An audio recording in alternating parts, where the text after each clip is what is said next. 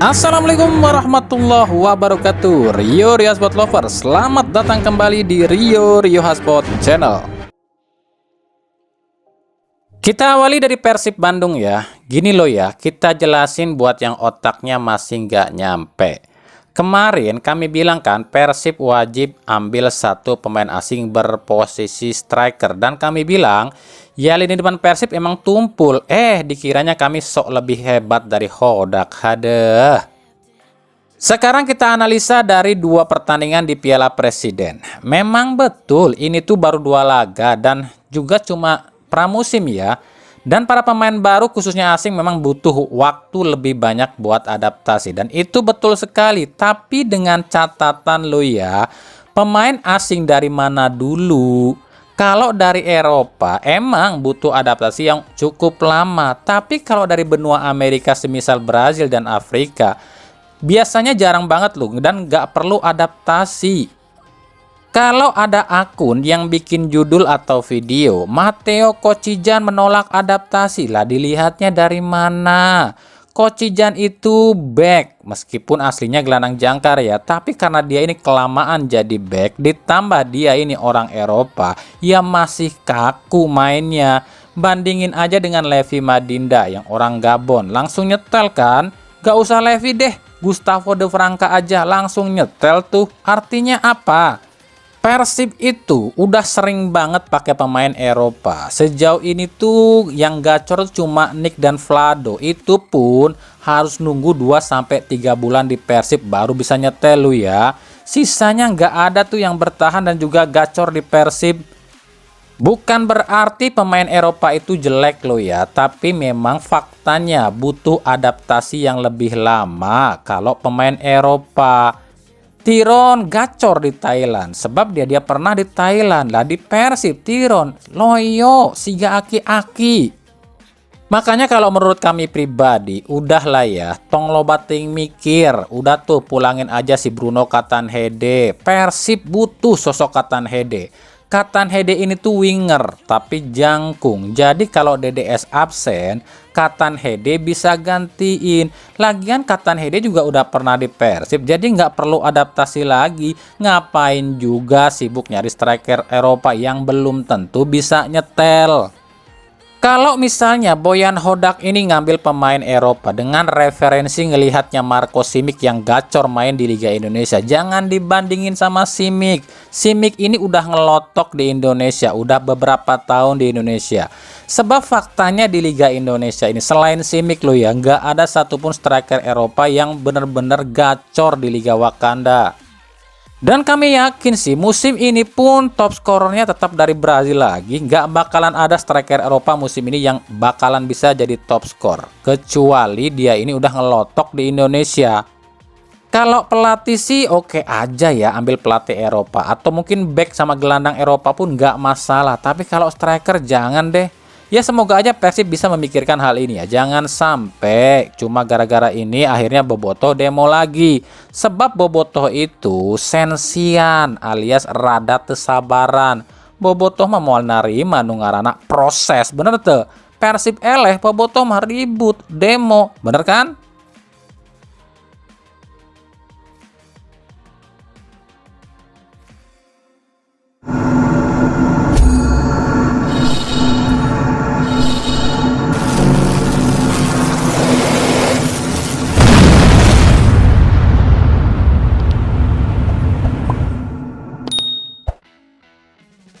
Kita ke timnas Indonesia. Elkan Bagot kemungkinan akan jadi satu-satunya pemain keturunan Indonesia yang akan main di Liga Inggris musim depan.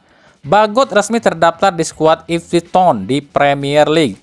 Pemain ini jujur kami bilang ya, dia ini nggak banyak tingkah loh. Di sosmed pun dia kalem dan kalau dihujat pun diem aja. Ini mental yang harus ditiru loh oleh pemain timnas yang lain. Meskipun dia ini dipinjamkan sana sini, tapi Elkan ini tetap berjuang dan berusaha. Dan usaha itu ya kita tahu lah, yang namanya usaha itu nggak mengkhianati hasil. Ya meskipun kita belum tahu di Ipswich ini dia ini akan jadi reguler atau tidak, tapi paling tidak dia udah sukses dan udah berusaha berjuang keras loh ya. Sementara rekan-rekan yang lain seperti Nathan, Hubner, ini kan belum jelas nasibnya apakah akan main di Liga Inggris atau dipinjamin lagi ke klub lain di luar Inggris. Nah, untuk Ole Romeni sendiri ini juga masih bingung nih. Kabarnya sih yang kami dapat, Ketum PSSI Erick Thohir cuma tinggal tunggu salaman doang nih sama Ole, dan Eto nampaknya udah berubah pikiran. Ole kemungkinan akan segera bergabung ke timnas Indonesia dalam waktu dekat ini, tapi itu pun kalau Olehnya nerima loh ya, sebab Ole ini masih ingin dipanggil ke timnas pusat alias timnas Belanda. Di sisi lain, masuknya Zahabi Goli ke tim senior Persija di Piala Presiden ini pun menimbulkan pro dan kontra. Apakah di tim senior Persija Goli ini akan dimainkan secara reguler atau cuma jadi cadangan? Sebab keputusan Goli masuk ke tim senior Persija ini bisa jadi catatan nantinya. Sintayong udah coba mencarikan klub di luar negeri untuk Goli dengan tujuan agar ini bocah nggak tenggelam di Liga Indonesia. Tapi Goli justru memilih masuk ke tim senior Persija.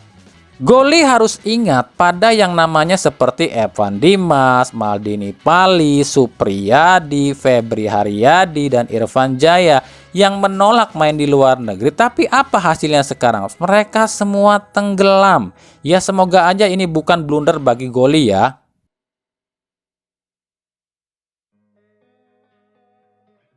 Oke, sebelum lanjut ke berita selanjutnya, kami mau ngasih sebuah video dan kami senang banget ya kalau ngeliat video ini tuh. Ya ini video dimana ketika Toel dibilang tolol. Nah, simak videonya. Bukannya lo yang itu nggak suka sama Sintayong naturalisasi? Kok nggak suka? Blocking. Tolol dong, tolol. Tolol. Tolol gitu. Oh, sih. Loh, kok ke situ? Ya Sintayong masa naturalisasi nggak bisa sih? Terus kenapa harus tolol? Ya iyalah, orang berprestasi gitu. Apa prestasinya? Nah itu apa? Piala Asia no? Masuk. Kenapa lu tolol ke dia, kan tolol ke kamera maksud Oh, gua. tolol. Kalau tolol ke saya nanti bahaya.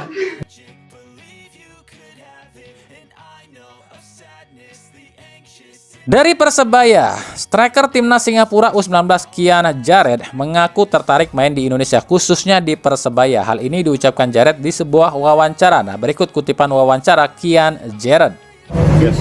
What do you think about Surabaya? Well, I know Surabaya, football crazy, Persebaya, amazing stadium, the Bong Tomo. Yeah, it's a lovely city. I'm enjoying it here. If do you have a chance to play in Surabaya, do you want to go to Surabaya? I'm open to anything. Kian Jared sendiri adalah striker berusia 18 tahun asal klub Lion City Sailor di Liga Singapura. Dia ini udah bergabung ke tim Singapura ini sejak di U16 ya. Meskipun tinggi tubuhnya nggak terlalu tinggi, tapi skill Jared cukup lumayan lah. Nanti kita lihat ya apakah Persebaya mau ngambil Jared ini atau enggak ya.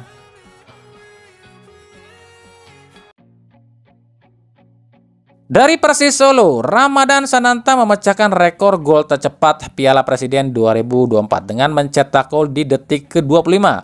Apalagi Sananta bisa mencetak brace ya di laga ini. Ini tuh membuktikan jika kualitas Sananta memang sedikit di atas Dimas Derajat ya. Ya jelas lah, kecepatan Sananta ini justru melebihi di atasnya Dimas ya. Tapi di laga ini ada satu momen kocak sekaligus agak goblok sih wasit Indonesia. Yakni kartu merah Ryan Mezier yang dibatalkan. Ini kan wasit bener-bener tolol nih. Ya kalau itu dianggap pelanggaran, bener dong Ryan Mezier kena kartu merah. Tapi kalau itu nggak pelanggaran, ya kan harusnya pemain PSM dong yang kena kartu kuning. Lagian ini wasit di Varum juga on sih, yang direplay kok cuma pas larinya aja. Bukan yang di zoom itu pas kejadiannya kayak gini nih. Itu kan benar-benar kalau kita lihat ya, Ryan Mezier ini nggak nyentuh kaki pemain PSM lu ya. Jadi aneh aja lihat wasit Heru Cahyono ini. Udahnya lama ngelihat itu monitor VAR, keputusannya salah. Keputusan yang benar itu kalau itu pelanggaran, betul Ryan Mezier kartu merah kalau itu pelanggaran. Kalau itu nggak pelanggaran, ya berarti pemain PSM-nya kartu kuning dan nggak ada pelanggaran di situ. Lah ini pelanggaran tetap, Ryan Mezier malah dikasih kartu kuning, kan aneh apa ya, nggak ngerti saya nih jalan pikirannya Heru Cahyono.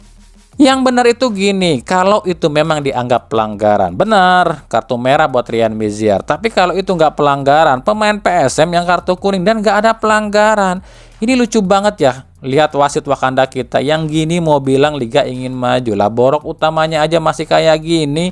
Ini kan wasit Heru Cahyono, bukan wasit baru loh di liga kita ini. Dia ini bisa dibilang udah tahunan loh jadi wasit. Lah kalau dibilang dia belum paham aturan wasit, lah selama ini dia ngapain aja, bertahun-tahun jadi wasit dia nih ngapain aja. Jadi emang susah di Indonesia mah kalau liganya mau maju. Ya kalau begini terus yang gimana mau majunya? Yang dipikirin apa? Jadi duit nomor 1, kualitas mah nomor 1000. Bener nggak?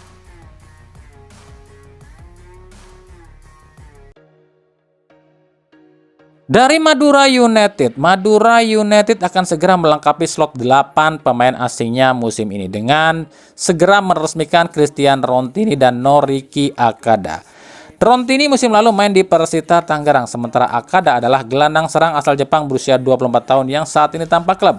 Klub terakhirnya adalah PSDS Deli Serdang di Liga 2. Jadi dengan ini berarti 8 pemain Madura United untuk musim depan adalah: ada Dida, kiper asal Brazil 26 tahun. Pedro Monteiro, bek asal Portugal 30 tahun. Iran Junior, gelandang asal Brazil 28 tahun. Noriki Akada, gelandang asal Jepang 24 tahun. Lulinha, winger asal Brazil 34 tahun. Maxwell, striker asal Brazil 24 tahun. Jordi Weherman, gelandang asal Belanda 25 tahun. Dan Christian Rontini, bek asal Filipina 25 tahun.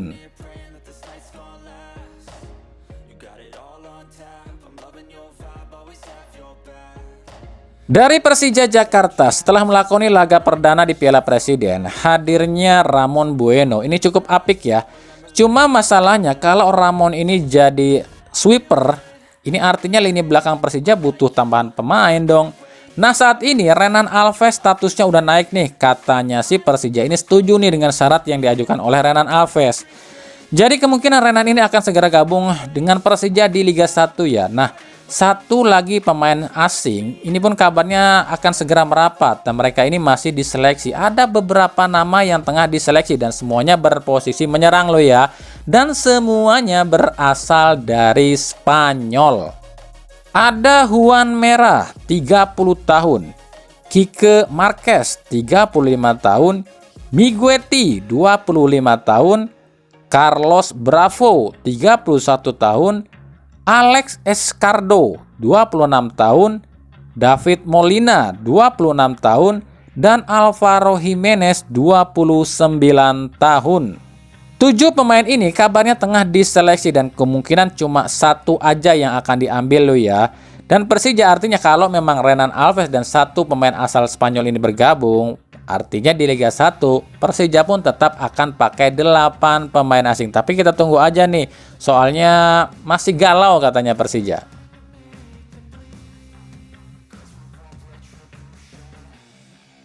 Dari Bali United kabarnya akan merekrut pemain keturunan Indonesia. Bukan Wahaji Ragnar lo ya, tapi dia ini masih muda. Usianya baru 19 tahun. Dia adalah Dilan Miliang. Jangan pernah bilang ke aku ada yang menyakitimu. Bukan Dilan yang itu, tapi Dilan Yabran. Dilan Yabran ini adalah striker yang saat ini bermain di Borussia Mönchengladbach U19 di Jerman. Bali United merekrut Dilan ini dengan tujuan agar Dilan ini masuk atau diambil ke timnas U19. Dengan ini, kalau misalnya Bali United bisa mendapatkan Dilan, otomatis Bali United nggak perlu jadi striker asing dong ya. Sebab Dilan ini kan saat ini posisinya atau statusnya ya masih memiliki 2 kewarganegaraan, Indonesia dan Jerman.